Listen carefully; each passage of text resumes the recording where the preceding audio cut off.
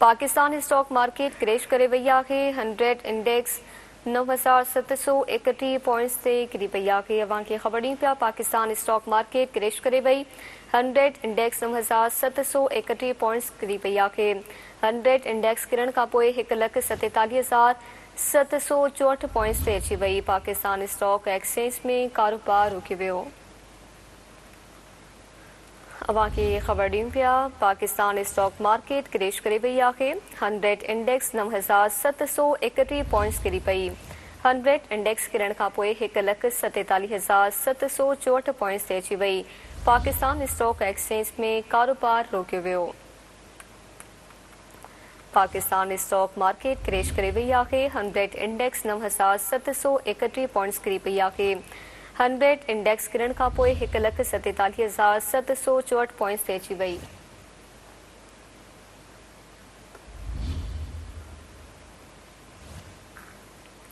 Pakistan stock exchange में कारोबार रुकियो वियो। अवां खे ख़बर ॾियूं पिया पाकिस्तान स्टॉक मार्केट क्रैश करे वई आहे। 100 इंडेक्स 9731 पॉइंट्स किरी पई आहे। 100 इंडेक्स किरण खां पोइ 1,47,764 पॉइंट्स ते अची वई।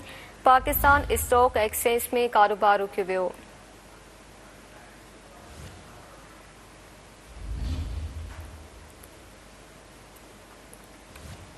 पाकिस्तान स्टॉक मार्केट क्रैश करे वई। 100 इंडेक्स 9731 पॉइंट्स किरी पई। 100 इंडेक्स किरण खां पोइ 1,47,764 पॉइंट्स ते अची वई।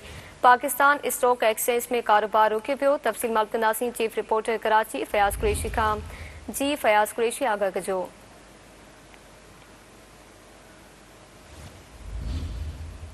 जी फयाज़ कुरैशी ॿुधाइजो।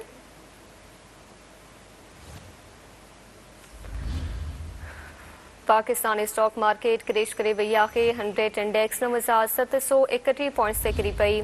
100 इंडेक्स किरण खां पोइ 1,47,764 पॉइंट्स ते अची वई आहे। पाकिस्तान स्टॉक एक्सचेंज में कारोबार रुकियो वियो।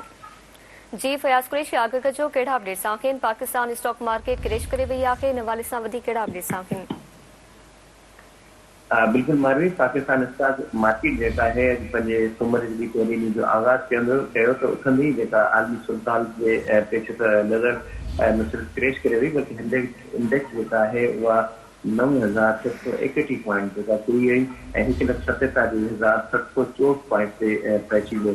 त फौरी तौर ते पाकिस्तान स्टॉक मार्केट जेका है उनमें कारोबार रोकियो वियो ऐं आजी तौर ते कारोबार बंदि करे मार्केट जी जेका मजमू सूरत हाल आहे उन ते ज़ाब्तो आणण जी कोशिशि कई वई। त हिन वक़्तु जेको आलमी सूरत हाल आहे ऐं जेको आलमी मार्केट में जंग वारी केसिस खां पोइ जेको समूरा दुनिया जे जेके स्टॉक्स आहिनि उन में बदतरीन सूरत हाल आहे। पाकिस्तान स्टॉक एक्सचेंज जेका आहे उन ते उन आलमी सूरत हाल जे असर में थी रहिया आहिनि।